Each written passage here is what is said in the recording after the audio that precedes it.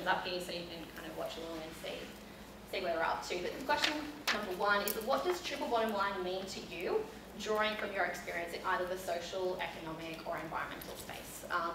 Steve, I'll get you to start if you don't mind. Sure. Thank you.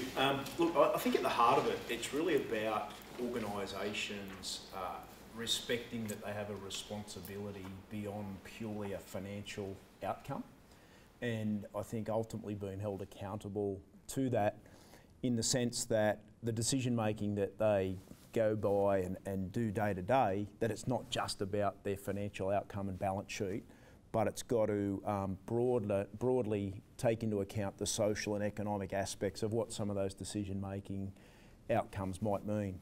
So at the heart of it, I think, it's really about businesses recognising that it's not just financial, but it's much more than that, and it's got to take in a whole plethora of how they look after their people, how they contribute to the communities in which they operate and do things with, and of course these days the environmental impacts are essential. So for me, that's sort of what I'd summarise it as.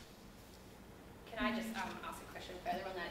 Do you find it difficult, I guess, being probably in that financial and economic space to balance those? Like, do you ever find that you do away with consideration of the social and environmental factors?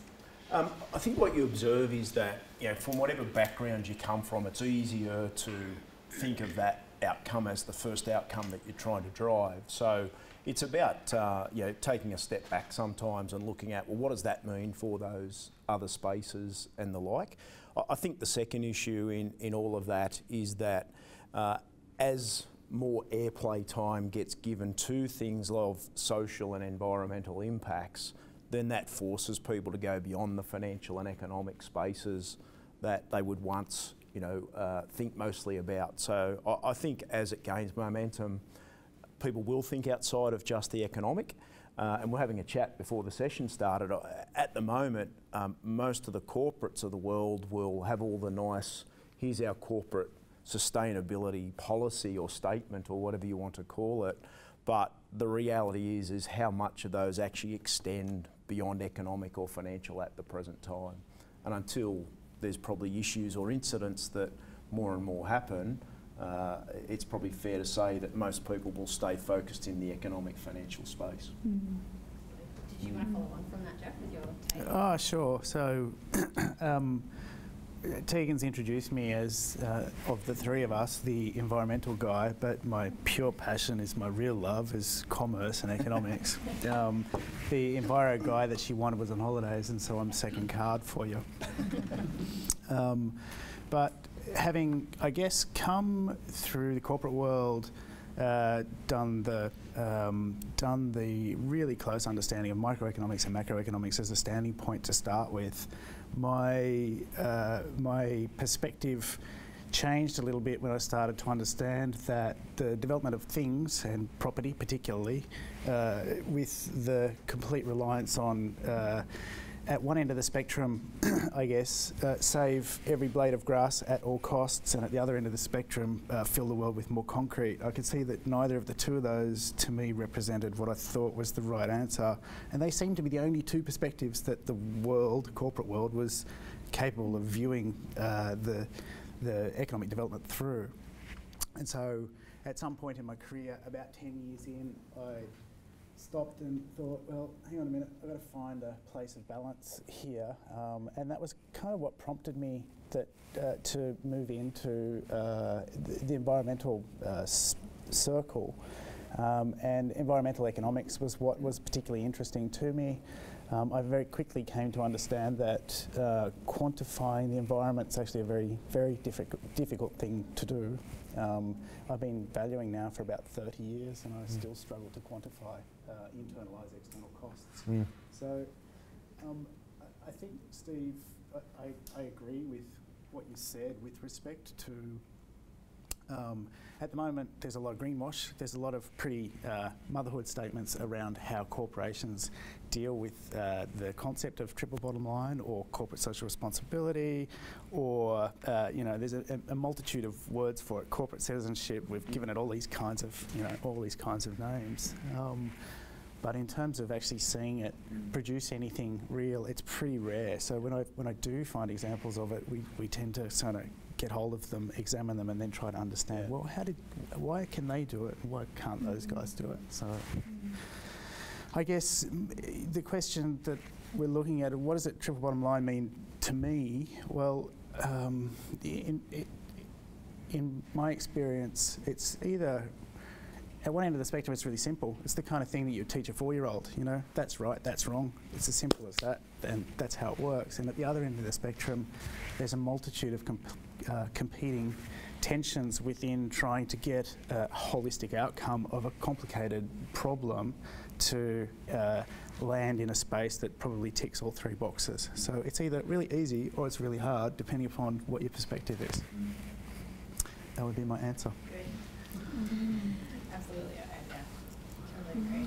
It's either everyone knows if you talk about sustainability, you know, come here, you're like, oh, I know what sustainability is, but actually then taking it a step further and like, how do I achieve sustainable outcomes for my business or for me personally or on behalf of a client? That's when it transitions from easily understood concept to the super hard reality of achieving this.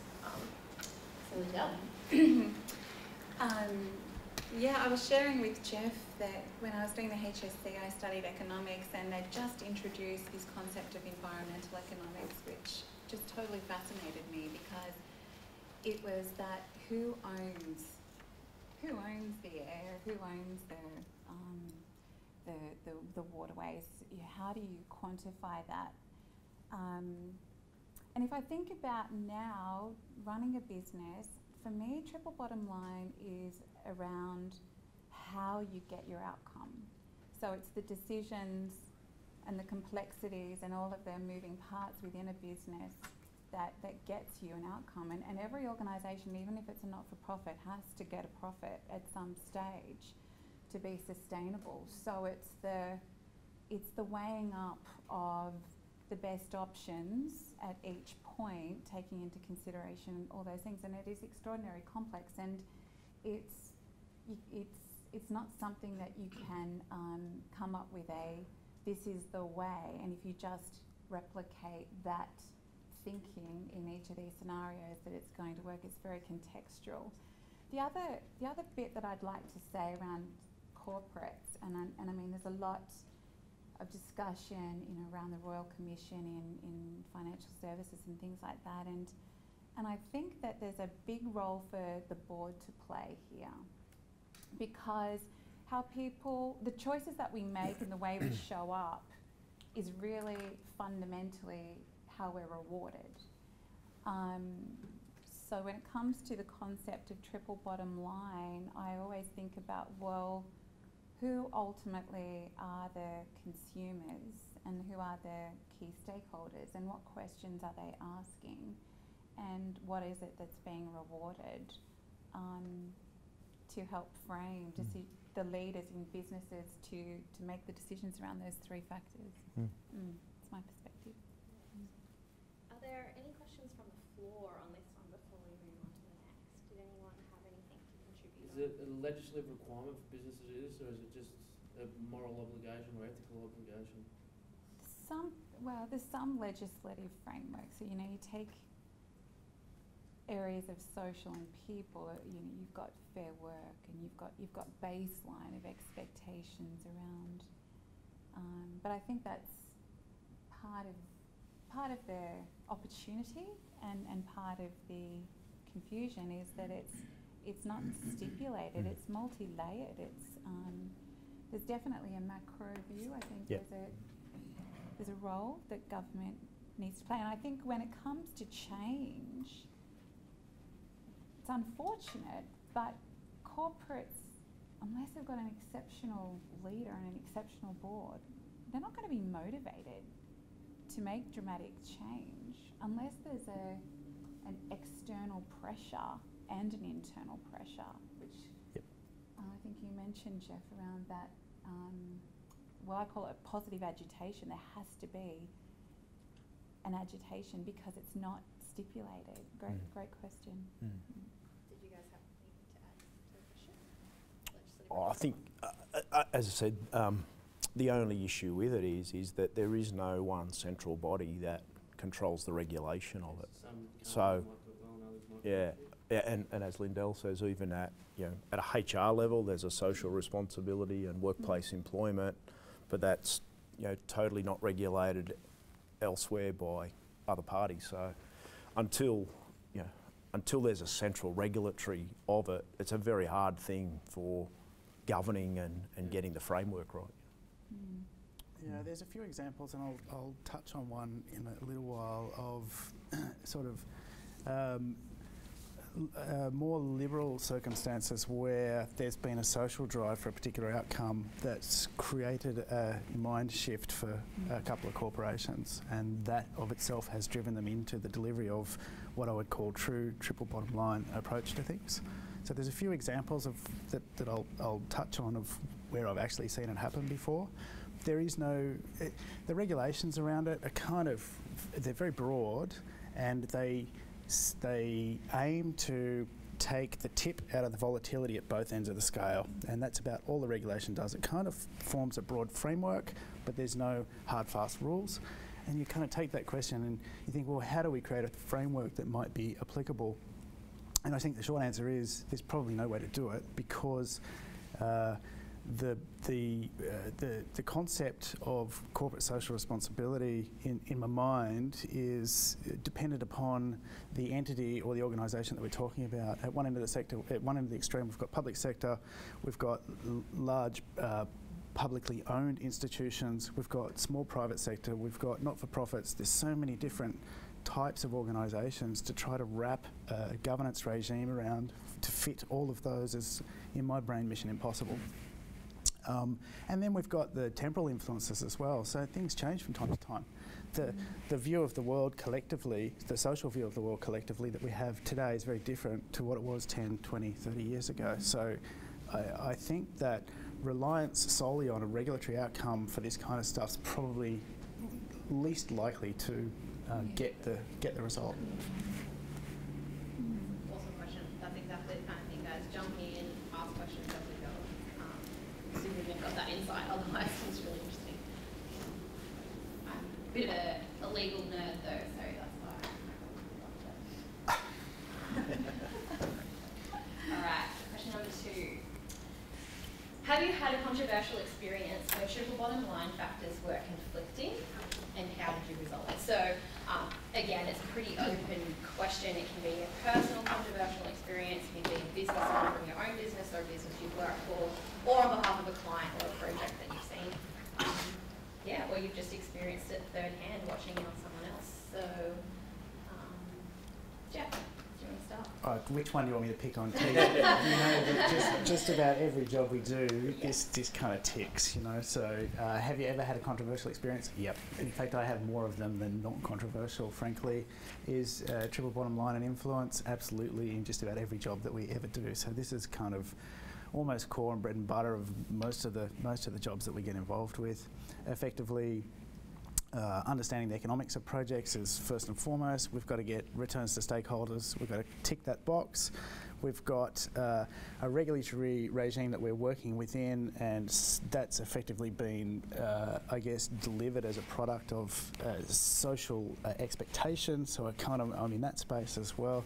And I think I hold my hat up and call ourselves an environmental company, and so we generally kind of pay attention to that. So every single project we ever get involved with, I'm in this space of trying to deal with this tension, and it's different for every single organisation that we work for. We do some work for the not-for-profit sector, a fair bit of work, as Tegan mentioned in my bio, for Aboriginal land councils.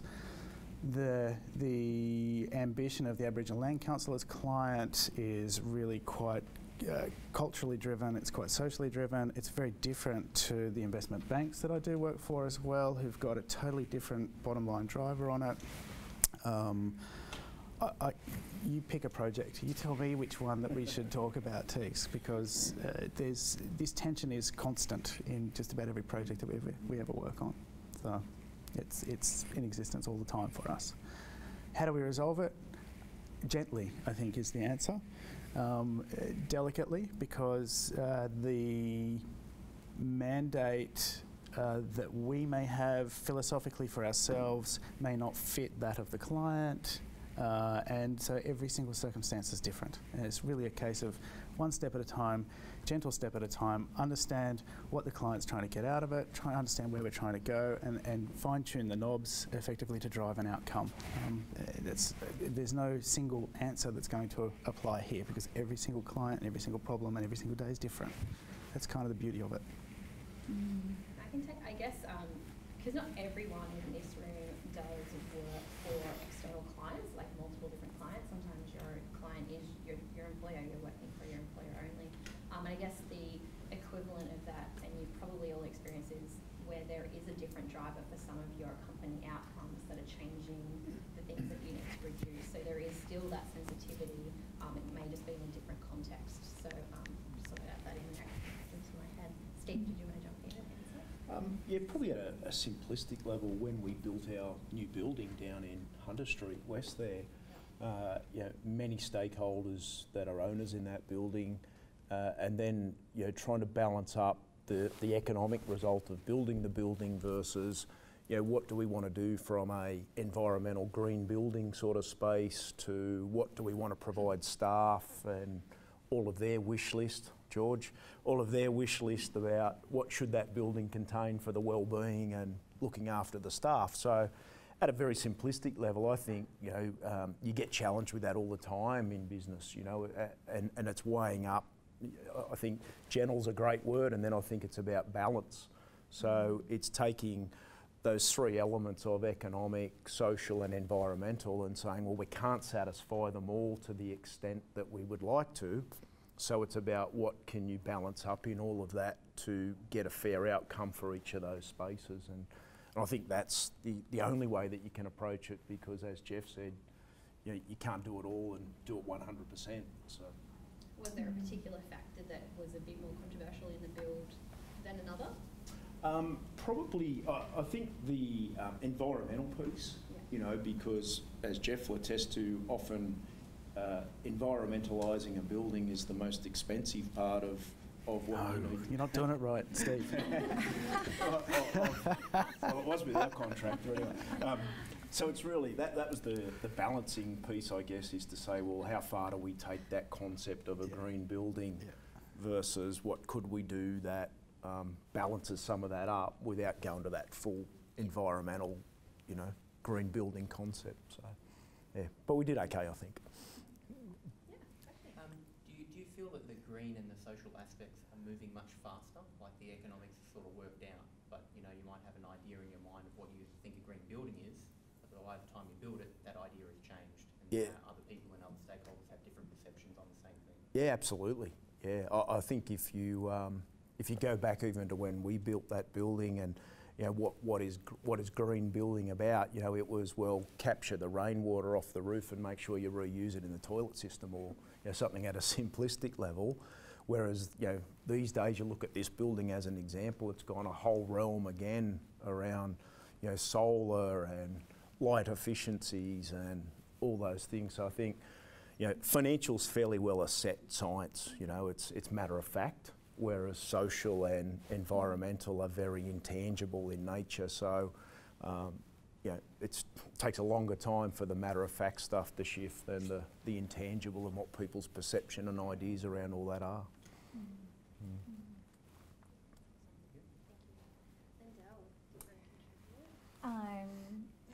A little bit like Jeff, but a completely different service. We're balancing tensions all the time, and in our world, triple bottom line for us with clients is more balancing legal, ethical and cultural considerations when we're dealing with their people, and you can't ignore, you can't just focus on one without consideration for the other two. So it's, and again it comes down to what is it that we're really trying to achieve here, and what is a good solution for all parties, the key decision makers, and the people that we're often dealing with. But that's in terms of HR professionals and teaching, that's a difficult thing to teach, because it's not it's not black and white. It's not just legislation. It's thinking more broadly, and I think that's probably, if there's one key takeout of this whole topic, is you've got to think broadly, and it is about, you've got to understand the components, but it comes down to mindset and how you apply the relevant factors in the context of the situation. So I love that different take on the triple bottom line, because I consistently in my day-to-day am talking about, the social, environment, economic, and I love that the same terminology can be used for completely different factors, and maybe that's more relevant to some of you guys out here in your businesses. So thank you. Georgia. Lindell. Tegan, she's got a question. Yeah, good. And I actually know her name, so rather than you there at the front. With your ethical sense within HR, have you ever had a client that has had something going on that, from your perspective, may have not agreed with your ethical view? And if you have, did you go along with what the client wanted, or did you sway and say, hey, this is probably the better road that you should go down on? Yeah, great question. More than a handful of times. It's an interesting thing, because you really got to be aware of your own beliefs and whether that's right or not appropriate in these situations. So we've had instances where we've walked away because fundamentally it's not right, and fundamentally there are situations where leaders are wanting to cover up things so there's been thankfully that's only been a very small portion in a long time, but those decisions are always very easy for me, because if people can't take accountability for their actions, then that's the threshold. But we've had plenty of instances where fundamentally I do not agree with the why. But if I believe that the process we're about to undertake is taking care of the people, then that's a different consideration. I don't have to agree with the why, as long as it's, as long as we're balancing and doing and executing on the request in the most ethical way. Because at some point, the business leader has to own the decision. And as a consultant, we're there to advise and deliver. But yes, occasionally I've thought that a stiletto in places would be a good idea, because I just that is just not okay. Yes. And I've got people on the floor, they beat Joe.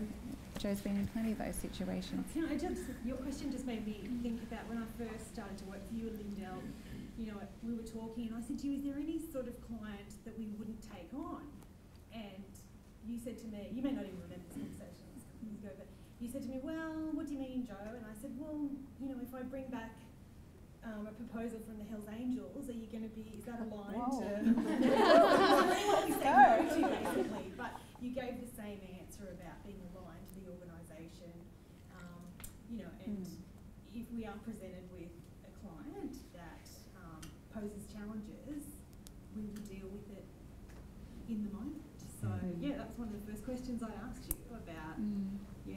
How does Perform HR align to other organisations, and what happens if I bring you a proposal from a very interesting client? Hells Angels. You haven't done that, Joe. That was interesting. There's another question. And it was, I suppose, because Sorry, we work in the same sort of space, and I just wanted to ask about your comments around ethics, because I think my ethical obligations might be different to yours, and I just wanted to explore. I obviously have statutory ethical obligations, and accountants and other people like that do as well, and you guys have regulatory kind of guidance that you would adhere to, and those kinds of things as well. My view and my question to you, I suppose, was around say for example, you identify a compliance issue and you've advised your client that that's the case, and they've said, well, at the moment we can't actually remedy that for these reasons, and this is the approach that we're going to take. Do you consider then you've discharged your ethical obligation to them by drawing it to their attention, discussing it with them? If they then choose not to do anything about it, is that the sort of situation you're talking about? You'd come into tension with them? Yeah, or? absolutely. That's a good example. And then depending on what sector they're in terms of what the reporting obligations are. So it's not necessarily the HR industry's ethics. It's the role that we're there to play, which is an advisor.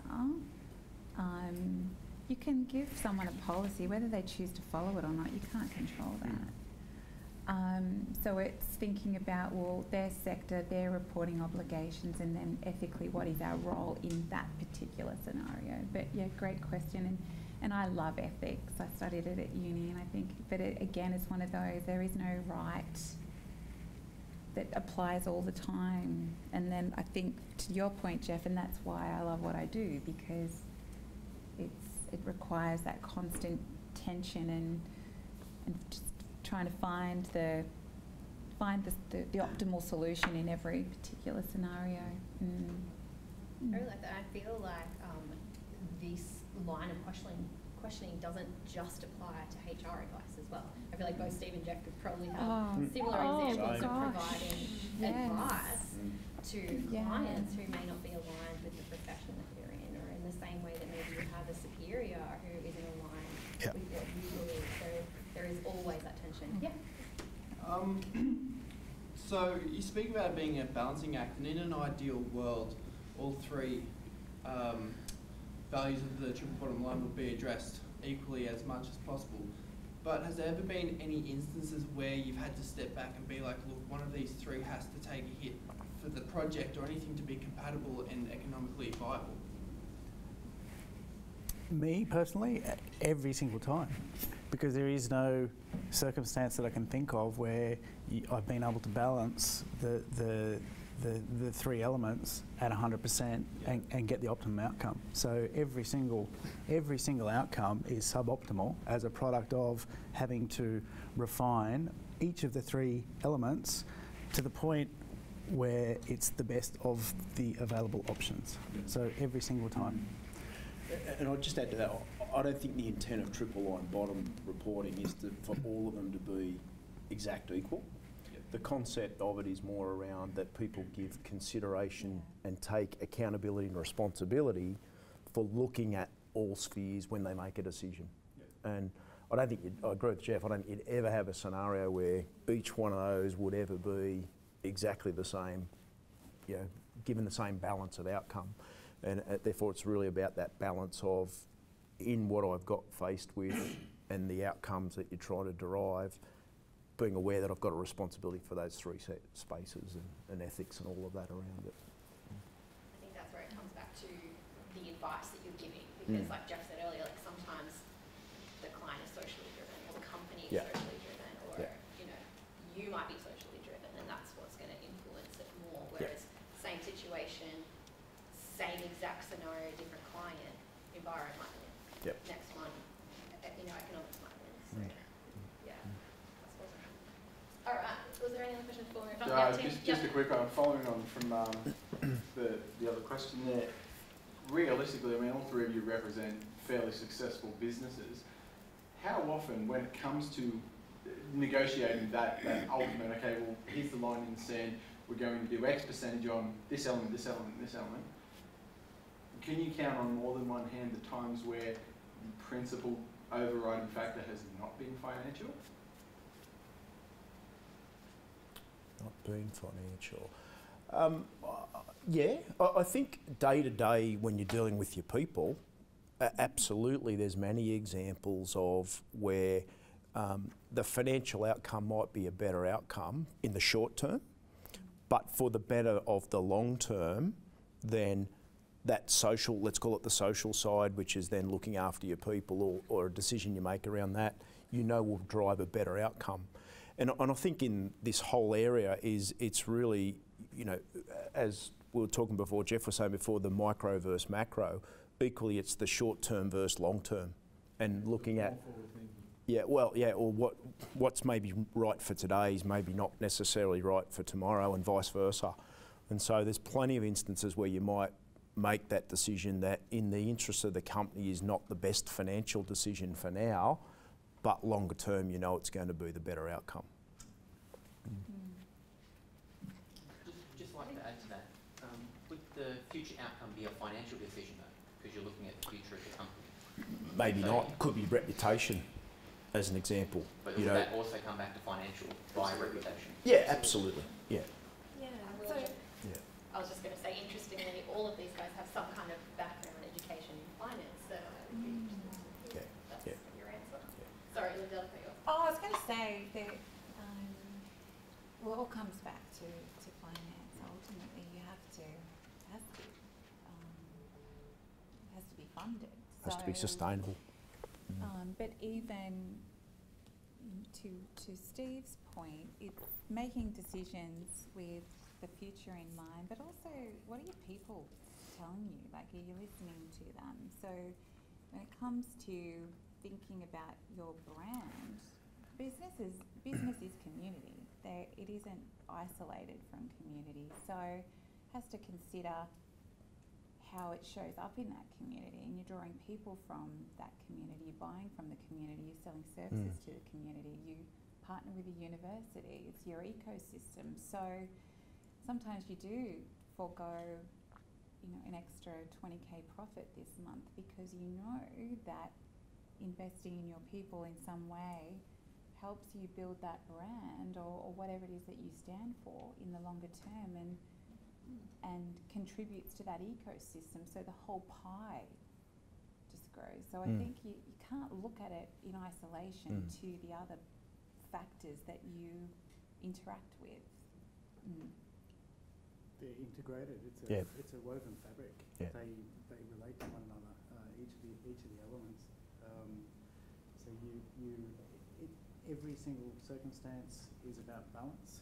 To pick up on a question that I had up here a minute ago about, have you ever, more than a handful of times, can you point to a scenario where it's been other than the financial outcome that's actually driven? Absolutely, 100%. And if we do it right, we can actually get the optimum financial outcome and the best social outcome and the best environmental outcome at the same time. And there's a number of circumstances where I can think of where we've applied, I guess, cultural change and organisational change that's actually delivered fantastic financial benefits that have just happened to drag with them social and environmental benefits as well. And couched in that way, you're going to get the buy-in of the board that Lindell was talking about before. So it's a lot of it's about selling the message the right way too. Come up with the right solution, sell the message the right way, and then you'll get the board buy-in, and then off we go. It might be another question, but how do you measure triple bottom line? It's not another question, but it's a good question. Yeah. It's a great question. It's obviously going to have a company that performs well in all of those sectors is going to have a positive culture. Yep. Having a positive culture with your people is going to drive those outcomes, but it's difficult to say or to look at what does good look like. So maybe the question is, who does it really well and what are the benefits? Well, actually, that is another question. It's framed a little bit differently. Yeah. How do you measure it? You use multi-criteria analysis and you weight each of the criteria. I say it quickly and it doesn't hurt. Actually applying it is very, very difficult. It is difficult. The spreadsheets, which are not my thing. Cool. We'll sit on that one. We will get to it and we'll have some examples as well. All right. Question 3. So we've kind of interchangeably used sustainability and corporate social responsibility, but I did want to just focus in on the CSR section in this by asking this question because they are different. They are different concepts, and you would have seen and heard them in different contexts, not always linked to each other. So the question is, how do you ensure your company is pursuing corporate social responsibility, and why is this important? So we probably have touched on some of the things, but I will ask it as a direct question. And Steve, if you wanted to start us off. Yeah, sure. I think it's, well, two parts. One's about leadership and one's about culture. And I think at a simplistic level is, we talked earlier on about, you know, a company or an organisation can have all the motherhood statements about good citizenship and corporate social responsibility and all those sort of things. But it really comes down to, you know, day to day, what do you do at a practical level to demonstrate that that's what you do? And yeah, at a very simplistic level in our organisation, it can be as simple as providing our team members a day off a year to go and work in a charity as a contribution towards the communities in which we operate. So, yep, if we go back to short-term financial loss, lose the productivity for the day, longer term, create a great culture, have a great reputation in the local community, which feeds a financial outcome at a future point in time. So I think, you know, certainly what we do to ensure that that's instilled is to do the things at a real simple, practical level that gets our people thinking about those sort of things, and hopefully that becomes a multiplier effect of what they then take into the community and look after, you know, socially, environmentally and whatever. So yeah, it's important. And I think if you get it right, you can build a great culture off it. If you get it wrong, you can build a bad reputation off it. That's how I'd summarise it. Yeah, I'm so far from where I want to be in terms of my vision for corporate social responsibility. But I think about, well, what can I achieve now? And it's often just the conversations with the team around what's important to them and doing what we can to facilitate them being able to do those things. So, and it doesn't have to be big and grand and auspicious. But for me, it's about, well, if we're adding value to the community and it's adding value to somebody in our team because it's important to them, then you get a return. Like, it's not difficult. The difficulty is the actual doing. The concept is not difficult. Yeah, and just that consistent application. So, but I'm so far from where I want to be there. You say that, so it's obviously really important. Really important. Yeah, really important. Yeah, I have a 5-year vision, and it's yeah. It's like 5 years. I'll share with you how that went. I think I'm going to answer the second part first. So why is it important? Well, I guess philosophically it's probably the singular most important thing for me to embed within the culture of my organisation, because I think done right, it's actually the optimum of the three areas. In terms of how do we go about it, I'm going to leave that to you to explain, Tegs. Over to you. Oh, nice. What? No. Yes. That wasn't planned, was it? Yeah, no, it really wasn't. I'm like, he hasn't, yeah, okay, right, tell it to me. I would say we have a few different approaches to corporate social responsibility, in my opinion. And I don't know the behind the scenes business planning, strategies, visions. That's not what I'm typically involved in. But I would say we do things on a personal level, on a staff level, that definitely, in a similar way where Steve was saying, you know, allowing individual staff members to get out there and do things. We absolutely have things like that, and we get everyone collectively involved in just all different, like September and Jeans for Jeans Day, like all just those kinds of things that are very much on a basic staff member level. We also do quite a bit of pro bono work for different organisations within the local community.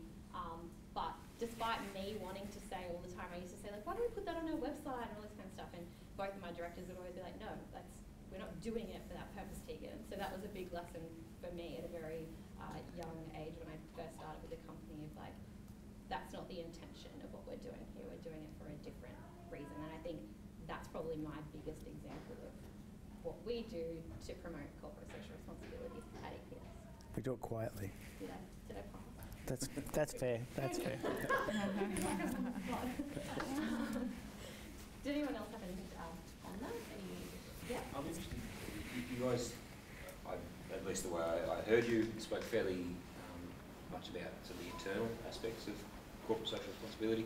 I'm assuming there are external ones as well. So as a business, sending some staff out to present for Jean's Day, yep, fair enough. But I guess as a business, do you see yourselves having as a corporate, not just as for your individual staff, but as a business, do you see yourselves having some role to play in the community that's around you? And how does that manifest? Well, I think at a fundamental level is in the game we're in, we're advising clients. So, we do have a role to play in this space of, ensuring that clients, what are they doing about this sort of thing, and how are they manifesting themselves in corporate social responsibility. And it sort of comes back about what Lindell was saying is, do you associate yourself with the clients or the businesses that don't take this sort of stuff seriously around ethics or corporate responsibility? Are they a good citizen and those sort of things? So I think the role that we can play is then in the advisory space that we play is helping those clients better understand and how do they play their part in that from time to time. Well, I'll give an example, an external example. To do with the university here, and Ellie's in the room, and she was one of the drivers around that we worked hand in hand with the university to reinvigorate their intern program and really supported them introducing a unit of competence as part of their business degree in terms of work placement, because I believe in that. I think that's a really valuable way to contribute to the broader community. So for that fits with our purpose, that fits with my why of developing people. So that's been a really rewarding experience for us over the last 2 years, Ellie. And yeah, just seeing the interns coming through and having the opportunity to, start to shape, and I call it brainwashing, really. Getting them young, getting them Mouldy. Yeah, that's probably a more apt word. You didn't record that. Yeah, so that fits with us, fits with our values, and it's just a way to contribute back locally. So there's a few tangible examples that I can talk to you about. For a long time, I was doing a lot of advisory for the mining sector. And the mining sector business model, I never understood it. Dig a hole in the ground, sell the stuff out, get to the end of the business and walk away. The rehab was always seen on the balance sheet by the mining guys as a cost. So I look at the way they've recorded their mine and there's a cost on the balance sheet. I said, that's not a cost, that is actually an opportunity, you're just not getting it. There's a whole heap of real estate there that through the lens of the real estate guy, I can see this use, that use, this use, that use, and I can put economics to all of those and I can make them work. Getting them to understand that is not easy. But eventually they come to understand that. And once they've tested it a little bit and then they've tried it a second time, and by the third time it's actually on the positive side of the ledger in terms of where the balance sheet sits. All of a sudden, hang on, this isn't a liability for us, this is actually an asset. Yes, I've been trying to tell you guys that for 10 years, and eventually you get a breakthrough on it. So in a mining context, that has happened in quarries, in waste, landfill, putrescible waste is actually a biogas source that we can produce energy out of. There's so many of these kinds of things that the traditional mindset of business hasn't kind of grasped. These are seen on balance sheets as liabilities, and so many of them are actually, there's an endless number of opportunities to turn them into assets just looking at them through the right lens. So we've done heaps of that kind of stuff, and it's one of the reasons I really enjoy what I do. Sorry, Steve. Chris, to add on to Steve's answer, I just would like to say, from a PGAD perspective, we also do, it comes into sponsorship as well and charities, and that also stems from a staff level. So the breast care breakfast is something that we do annually, and that's fundraised, but that came from a staff level that we as staff were affected by, and that's something that affects the broader community as well. So, sorry, I just did an example like that. So can I jump into the Stop, sorry. We'll be there in a few years. But you know, where we're situated, and maybe this story's, I hope you want to share this, but we have a homeless lady, don't we? We have a homeless lady who is in our car park, and it's obviously really sad and really complex, but I know our organisation continually attempts to support her and shows a level of kindness, and ultimately that just comes back to people, and you know, people need, to me, this is all about people.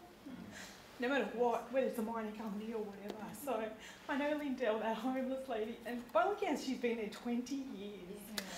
But for us as employees, it just breaks our heart.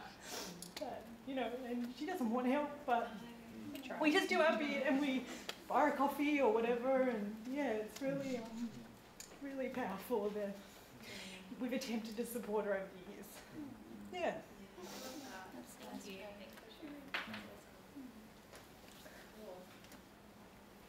We've got some pretty cool companies up here, don't we?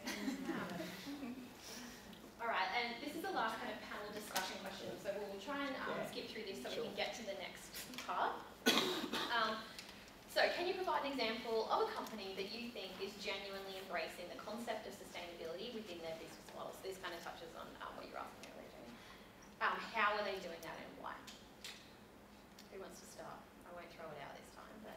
This one's going to take a little bit of time because I have a particular example to talk through. So I'm going to start with the, can I provide an example? Yep. Are they genuinely doing it? Yep. Within their business model, absolutely.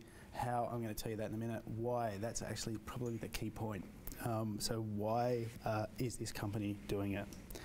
So the concept of corporate social responsibility we might think of as a relatively new concept, but it's not.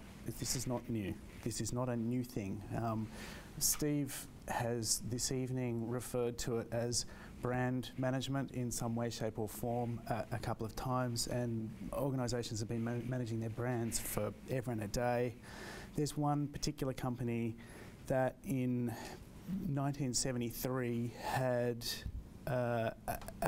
an anti-brochure published about it called The Baby Killer. And it was a company that was producing milk substitutes, and the company was producing milk formula, baby milk formula, and it was marketing it quite aggressively in the third world. Some of you may remember it. Steve, you're old enough, mate, sorry. Nobody else in the room is.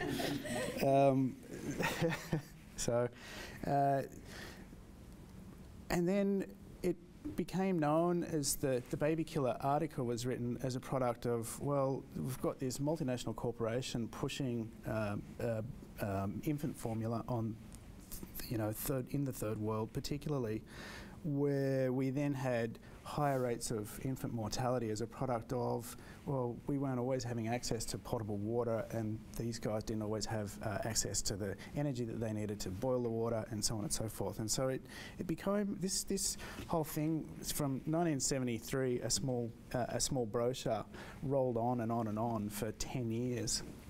And about 10 years later, in 1983, there was a boycott around the world. A lot of markets, particularly the US and in Europe, and parts of Asia as well, just boycotted this brand completely. So the whole brand just got boycotted. This multinational corporation at the time was left stranded with, well, our primary product that we've been pushing for years and years and years is all of a sudden the world's turned against us, and the brand just got this stigma associated with it. It was a big issue.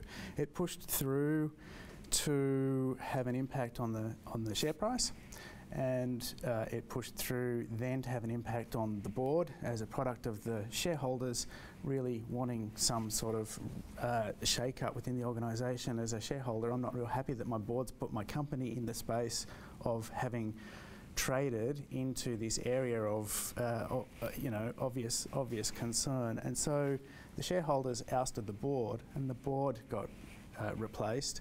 And from kind of 1977 through until around about 2000, this company went about the business of trying to repair its brand.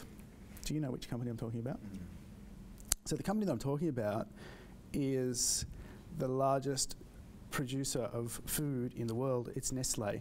They've got 2,000 brands of food. They've got a market capitalisation of 246 billion euro. It's that's around about a fifth of Australia's GDP. It's a huge multinational organisation. So Nestle found itself in the space of, we've committed a social crime, we've been found guilty, we've had a shareholding that's absolutely plummeted in value. We've ditched our board. We need to turn this ship around. And so from kind of around about 1977 through to 2000, the ship very quietly was in the process of trying to turn itself around. And Nestle is probably now the exemplar that I hold up as a business model that's fully adopted, fully embraced the concept of sustainability. To the point where you have a look at Nestle's website and it's got the usual greenwash in it, but it's not just the standard greenwash that I would talk about. It's not just the fancy words wrapped up in ribbons about pledges to do this, that and the other thing. They've actually gone about the business of doing things like I guess producing energy from their waste. They've committed to acquiring 100% of their energy from renewable sources by 2030. They did that in 2016, and in 2018 they're already halfway there. So they're not mucking around, these guys. And they haven't done it because there was a regulatory push on them to do it. They've done it as a reaction to having seen what's at the other end of the reaction from the market when we don't do the right thing by things. And so that's probably the most tangible example that I can give you in terms of a brand that you would know that's really embraced it as a product of having seen the outcome of not actually paying attention to it at the right point in time. Mm-hmm. Did anyone know the company as Ruth was explaining? Yeah, a couple of them knew.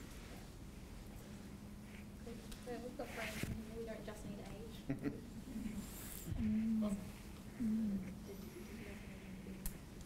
I've got more on this, definitely on the social front, just a couple of examples of companies that most of you would know these names, and just good examples of how they're embracing diversity as part of the conversation tonight. One of those is Canva, and they knew that just by default of the way they think that a high proportion of people with autism make really good software developers. But they also realised that their recruitment framework were culling them way too soon.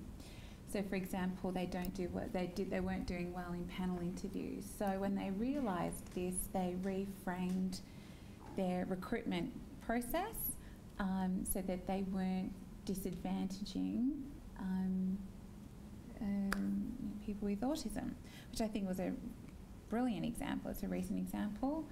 And then another, just on the social front, that I think is an Australian brand that's just doing a little bit more than what's required, quite a lot more actually, is Deloitte's. They've just introduced 19-week paid parental leave, and really going hard on employing and setting up conditions that are conducive to returning mums. Hallelujah.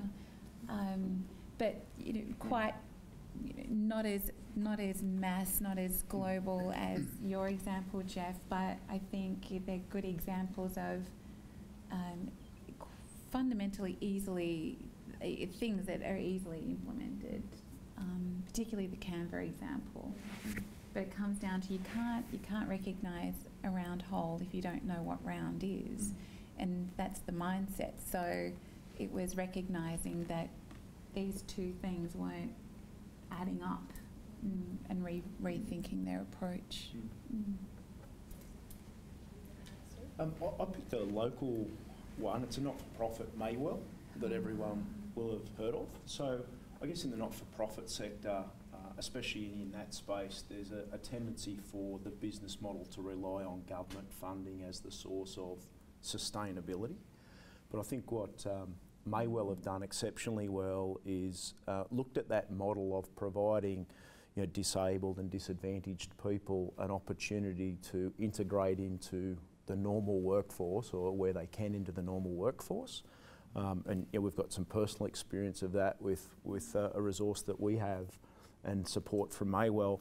But I think more so, they've also then looked at how do they sustainably earn income streams beyond government support. So I guess if you take, there's the social aspect of them providing that opportunity for people that are disadvantaged to be integrated into the workforce. There's the economic piece that says, well, we're not going to sit back and rely on government funding for sustainability in the long run. And some of the work they do taps into parts of the environmental space. So for me, I think that's a great local company example of someone that takes that corporate responsibility to the ultimate level. And it's obviously fostered a great thing for the Hunter region at large. So. I guess we had both spectrums there, and probably somewhere in between you had your own experiences, a little bit of a company maybe that you've come across, maybe you work for, or you think that they are trying to genuinely embrace that concept of sustainability, and it can be anything from massive shareholder, shake up to just individual policy things that you can just do piece by piece to really get those sustainable outcomes. So thank you for those insights. Moving on to part two. So this is part where I just was hoping that each of the panellists could bring just one example of some kind of controversy or scandal that they've experienced or seen or overheard of in either the sustainability or corporate social responsibility concepts, and hopefully from that give a bit of a take home, so a lesson learned that we can just easily access right now. But again, please ask questions as they crop up if you would like to. Steve, do you want to start? I feel like I'm constantly pointing to you. 2 words, Royal Commission for me. Yeah. So I guess from an economic point of view, I think what some of the big four banks and what we're learning is unfolding is a disgrace.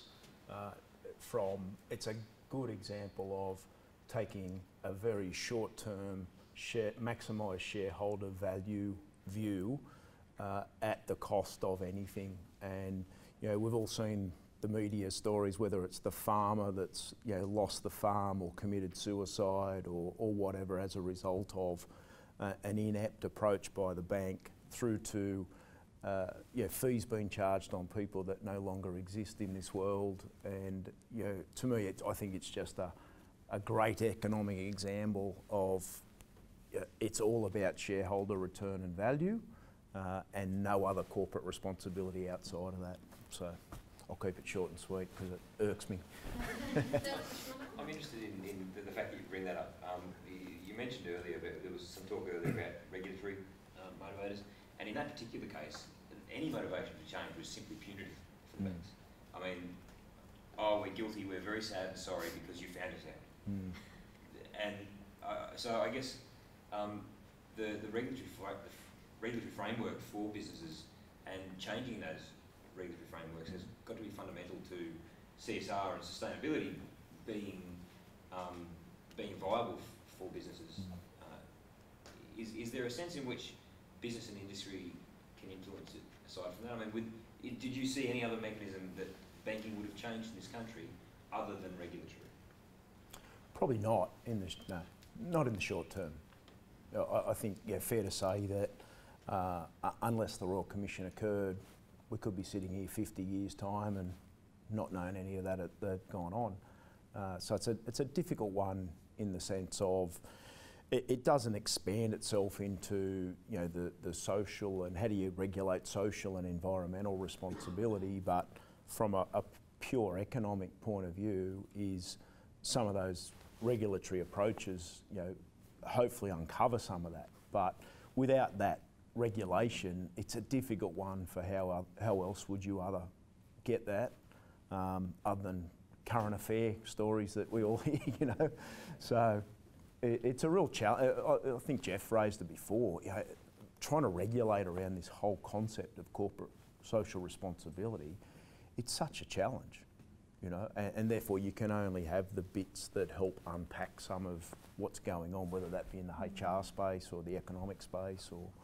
environmental issues, etc. But there's no way of centrally, I think, controlling and being able to uncover those sort of things.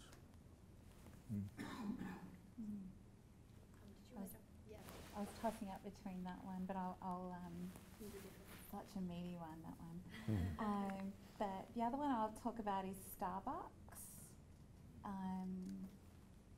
And it's an interesting example. The reason I chose it because it's quite interesting. So the Starbucks scandal, cafe workers or restaurant workers in the US ousted two black kids because they'd been sitting there for a while and hadn't ordered. They were, I mean, with media these days, it was instant, the reaction, the public reaction. What I found quite interesting about that one is then the way that Starbucks responded. So for those that aren't familiar, they shut their stores, all of them in the US for, I'm not sure if it was half a day, to do unconscious bias training. So why I chose that example is it's very public. It's a large organisation and no matter how much policy you put in place, you can't control every single employee there. But what they recognised was they needed to take an economic hit with closing down their retail outlets for a period of time to at least be seen to be addressing the issue. So I think from balancing that economic aspect of that situation, they took a hit to execute something quite quickly and publicly. You know, having their stores shut was a very public stance. Any questions on that? Oh, yeah. So do you believe that was the appropriate response? Do I believe it was the appropriate response? Thinking what were the options in that scenario? Well, there's a brand reputation to... I don't think it was a wrong response. I'm more interested in, was it the only response? And I don't actually know the answer to that. Because if it was the only response, then I don't agree with that because it's multi-layered. It's what's happening in policy, what's happening at store manager level to educate them around that. But I get it though, from an economic brand, you take the Nestle brand, that brand in a retail environment in particular, that brand cost could have been a lot more. So I get that. I get the what they did. So I don't disagree with it from that perspective. But it's whether it was lip service or whether it was actually more substantial. That's the bit that I'm interested in. That answered the question? Yeah. With that particular example, Lindell, Yeah. and mindful of how this applies across a lot of different industries and disciplines in this day and age, do you, and not personally obviously, but all three of you, do you think that that's actually an acceptable approach for any organisation, particularly one with that many different employees from all of the various cultural backgrounds and individual baggage, to turn around and wholesale say, you're all going to learn this, we will inculcate you into what is the right way to think, because it's being a good corporate citizen. I love that question, man. That's awesome. Touches on social politics and everything.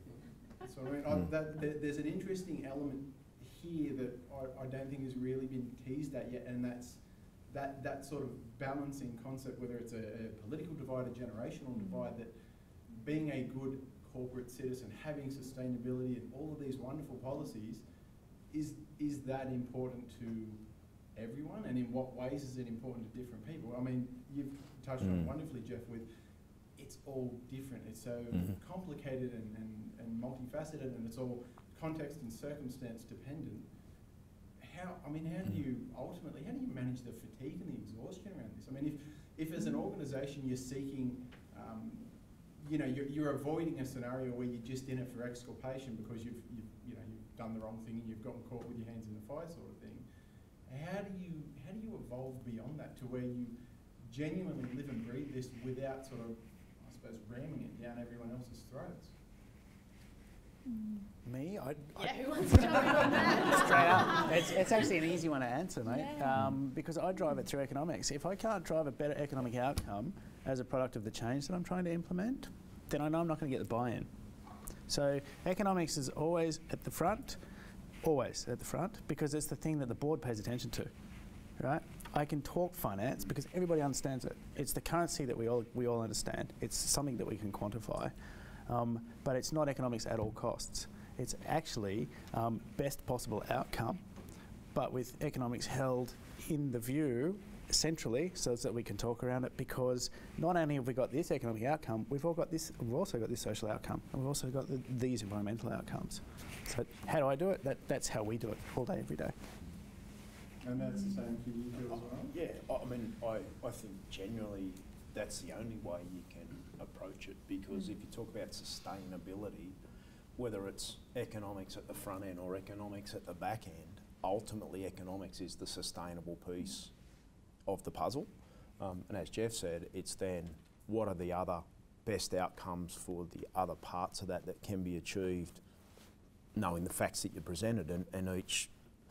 What we don't have when we see some of those, all the stories we've shared, is none of us have the full context of what's behind that decision making as to why they took that course of action. And I think that's the challenge with this whole subject, is that people make their own perception or assessment based on maybe what they read in the paper, but it's maybe that piece, that much of the fact. And so I think for me is ultimately economics is the piece that determines which way you go, balanced with, well, what's the best outcome for those other two pieces of the puzzle. Do you have a different take with that? Oh, no, I don't. No. And which is why when I answered this gentleman's question, did I agree with it? I agreed with it because there's an economic cost by closing those doors for a period of time. There's probably a greater economic cost with not taking a really strong stance that that's actually not okay. We don't support that. The easier, and like Steve said, in each of these stories, we only have what we can, read. Part of it's probably a very complex scenario. So in that scenario, they could have just focused on those individuals or the person who ousted those people. But I would imagine at a corporate level, they were thinking, well, if that was such a that if they saw those two black kids, made that assumption, they probably wouldn't be the only person.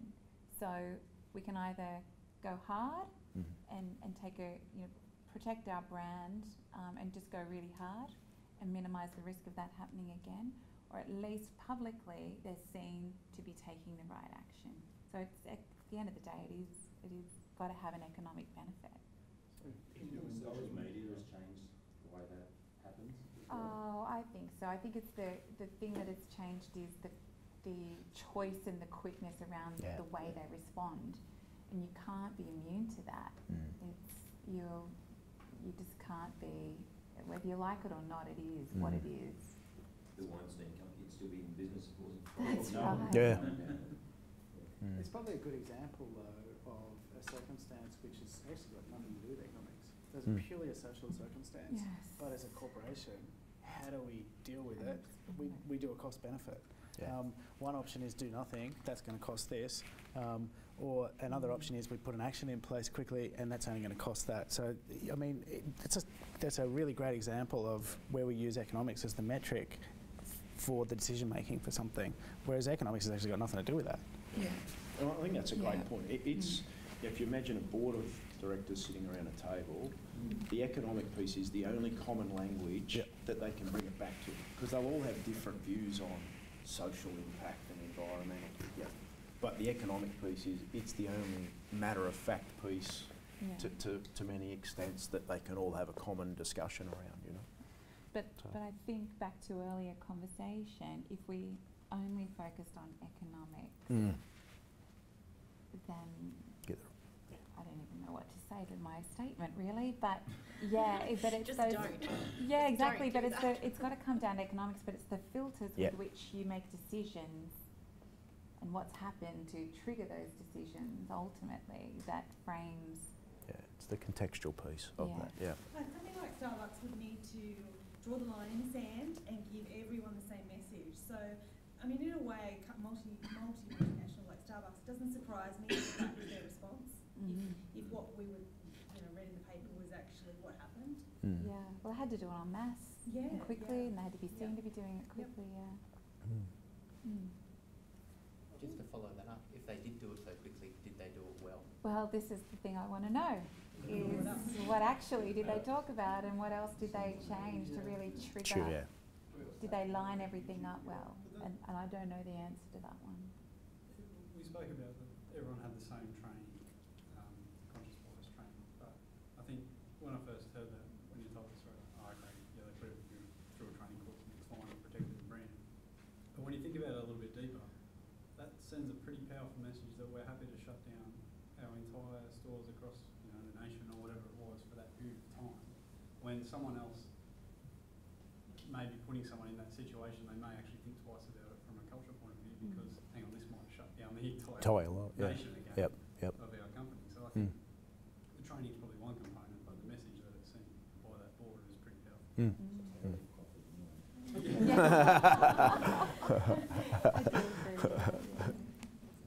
Did you? Oh yeah. Sorry, Oh, no, no. I'm not quite done yet. Okay. So if Yeah. coming Last question. from that perspective, so Dodd-Frank Act, Wall Street, Section 1502 deals with conflict of interest. Okay? And this is important because there's a number of us here that all work for a mining affiliate. Most of our really high-end customers are multinationals. They've got footprints all across the globe, and this has hit them bad. So a little bit of backstory. 2012, artisanal mining, there's a couple of local warlords are pushing people into the mud with shovels and stuff, rip it out of the ground because BHP want it, because Rio Tinto want it. And Rio and BHP have got their little motorcade from the latest haul, and a couple of the locals are not happy with the way they're being treated. That that motorcade has an escort from the, we'll call it the provisional government, and villagers get killed. And that's what kicked off that entire thing, which reaches all through about American commerce, that Dodd-Frank, particularly that section. Everyone's seen the movie with Black the Pretty Boy, Diamonds? Leonardo DiCaprio. Black Diamonds. That's what I was thinking when you were and it's a great describing film. But having seen, I'll say, several years afterwards, like I've done webinar training and seminars, I'm probably the only one across the entire company that's actually done any of this stuff. No one seems to care.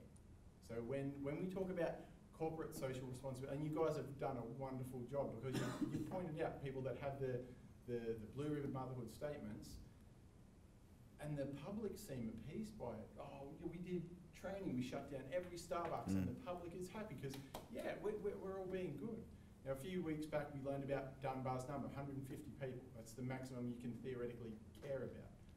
So there's this huge push, economically, socially, ethically, to give more of a shit, to be blunt, about all these other people that we can't actually really, humanly, as individuals, as corporations, really give a shit about.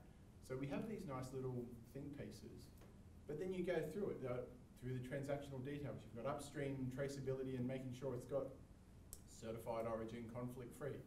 And all they've done is they've backdoored it through China. Everyone seems to know that this happens. It's in all the training that be aware that this happens. And you see it come past, but no one actually stops and says, this thing, all these pretty words that we put together, we've sold wholesale to the public, and they bought it up, so we don't need to do anything more. My question on the back of all of that is, how do we get beyond that? At the beginning, you start, and you keep going until you get to the end. What are you going to do about it? Every single person in the room has their own control of their own destiny. It's hard. It kind of touches on where the panel's talking about before, like, is regulation enough? Well, clearly not. So what are the other options?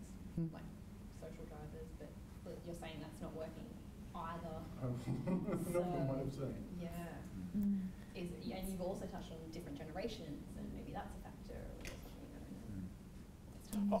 I go back to what I said before. I don't think you can do anything other than the little practical things you can do in your own organisation day in, day out, you know, and it's like anything. You're not going to change the motherhood. The companies that want to put a motherhood statement but do everything against that, that'll go on forever. But what you can do as you guys as future leaders, it's what can you do day to day practically in the businesses you operate in around this stuff that maybe makes a difference. You know, that's all you can do. That's actually the challenge, I think. That's the challenge that you've got in front of you as future leaders is how do I want to make a difference and what am I going to do about it? That's the challenge. Question, do you I know it was the last question, but do you think the current generation has done better than the last? Yes, at pushing. It's our obligation for the next generation to do better than us. Yeah, absolutely. So we might not be there, but as long as we're heading in the direction. Absolutely. Absolutely. This is Tim, but Tim, in relation to what everyone has just said, if we're doing it at a practical level within the organisation and within our 150 people that as an individual we have at our core, would it not be a chain effect then flowing on from each person? That's where I'm probably a bit too cynical, Georgia, because I see it. I see the reporting mechanisms that we get from multinationals. I know the answers that I put down, and I know all the work I put in, and I go and check it with our vendors, and I see where some of them are really good, but most, it is very much lip service. So I don't see it radiating outward. And that's, I think that comes back to what the panel rightly said, it's got to start with good leadership. I look at examples like the delayed maternity leave, for example. On a very cynical level, I say that's because all of their competitors are doing that now. So they know that if they don't do that, they're going to lose their really good female staff. So you can sort of say, well, it's not really because they're really nice people. There's that economic imperative there as well. So I think it's a very complex, there has to be that economic imperative, otherwise there's not that drive. I think I'm cynical as well. But is that a bad thing? Yeah, no, I don't think it's a bad thing. If someone starts a change and others follow because they are competitors, isn't that the multiplier effect at its core of, you know, which I think your point, George, of if everyone does their little 1%, then the 1%ers all add up. They certainly do. So. It's like the quotas around getting women on boards and women in leadership. It is what it is, and it's a sad, in my view, it's a sad thing that we have to put quotas in place because leaders should be just leaders, but it's not the case. So we could be cynical about people putting quotas in place, but to me, I go, well, that's a better outcome than not, and not having something to agitate the change. And I think I hear you, Tim, and I struggle with Tim, isn't it? I struggle with thinking about that stuff because I watched that movie Black Diamonds, and it's just really gets you thinking about, well, if I buy that, what impact does that have? And I do think it's the generations coming through, because you guys care about this even, and you know about it more so than it's talked about, more so than even in my generation. We know that in terms of engagement and retention, it's one of the top 5 things for purpose. What is the purpose? So I'd say just keep asking questions and make decisions about, well, let's just wait. Don't wait for somebody else to make the change. We could sit here and be all passengers, or you could be architects. So that's what you choose to do. Takes courage. It's a bit like driving cultural change in an organisation. It's how do you eat the elephant? You start out by doing one little bit by bit, and ultimately those that want to get engaged with it do, and those that don't get off the bus. And ultimately you create a new culture of the way of life. It's the same principle, sure, at a massive macro level, but for me it's just the 1%ers. that's all you can do. I don't know if it's worth saying, but counterpoint to your cynicism, and I'm not like I'm not guilty of it either. There's, if you find yourself with some spare time, there's a website called Gapminder. It's a bunch of really great topic talks about different things. The fact is, the world is improving. We are better now than we used to be on pretty much every scale, and there's a plethora of different reasons why that is the case. Doesn't mean stop, but by lots and lots of different types of measures we are. But the world is improving, and change does happen every day. That's a nice note to move on to the next piece. So just quickly, guys, in terms of time, Jeff, you still have a controversy to offer to the group. I'm mindful of that. Bit of homework for you panellists. Instead of everybody having a workshop, I might touch on the controversy, and then if you want to have like a quick 1 minute chat about who wants to present their workshop, and we'll just do the one if that's okay. Jeff? Yeah. Happy. Hang on. I don't know what it is yet, so I'm just putting it out there. Over to you, Linda. Okay. Sales industry, sales culture, predominance of the workforce, multi-site national brand. They reward very well their high performers, their sales performers at all costs. Had been very profitable, decided to float. Founder was still involved, big brand association with the founder. The market's interesting. It's low barriers to entry, very competitive, and more competitors have been entering the marketplace for this sector for over the last few years. Demand for what it is that they do has been trending down, and they floated a couple of years ago. The share price, I actually don't know the exact figures, but it plummeted. And they've been battling with the public things that have come out around culture. So that's the scenario. They earn revenue by selling things. They're things that they sell. There's more people selling them, and they are the product that they sell has been shrinking over the last couple of years. Share price has gone through the floor, and the value associated with that company was strongly associated with the founder, and there's some questionable, reputable pieces. Yeah. So the question is, consider that, using Jeff's terminology, how do you kind of turn the ship around? Is that how do you turn the ship around? How do you turn the ship around? Touching on some concepts that we spoke about today. So, just taking those facts. Yeah. Sorry, just to clarify, the strong leadership from the founder, but the founder is or is no longer with the company. The founder is still with the company. But it's subject to questions about it. Yes. So you're not necessarily solving the problem, but just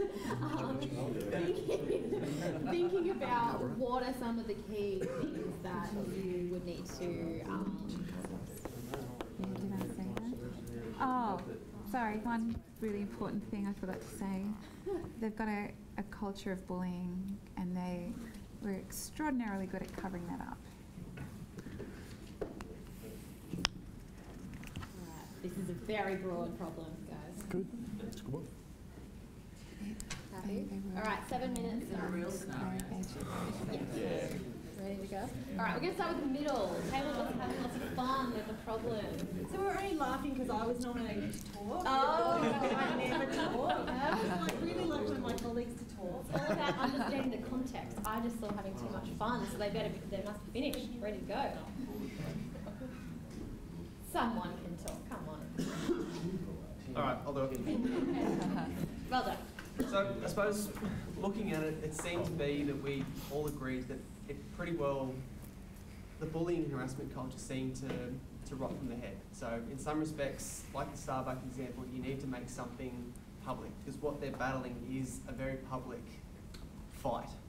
May not be necessarily the best decision, but you need to have something in there to basically force that rebranding, show that you're serious about it, and at least then, in some respects, take a big chunk out of the elephant to at least start that process of changing the culture.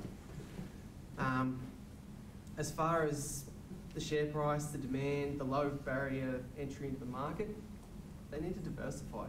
You can't sit on your laurels forever. Companies change, tastes change, everything changes. So over time, businesses need to move with that. And if they don't, you fall behind. Eventually you become obsolete and you'll disappear.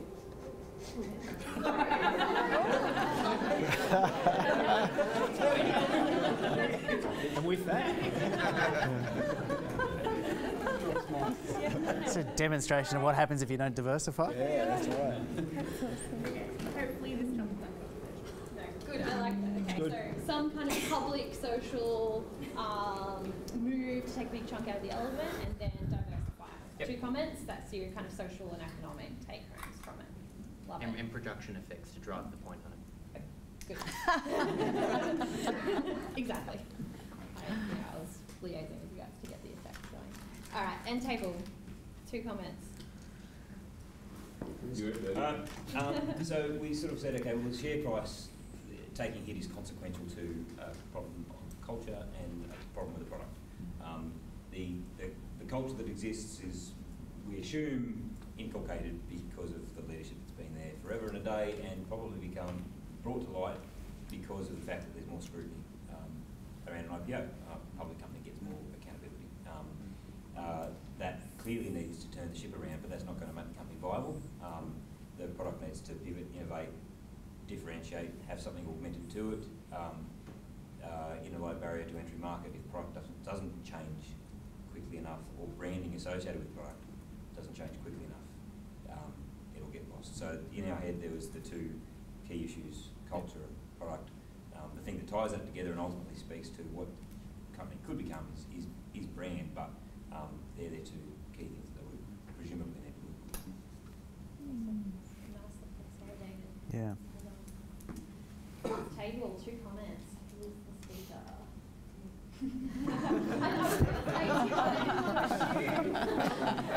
Look, we tossed around a lot of different ideas. Most of them echo what the other guys have already come up with. There's clearly an issue with the leadership.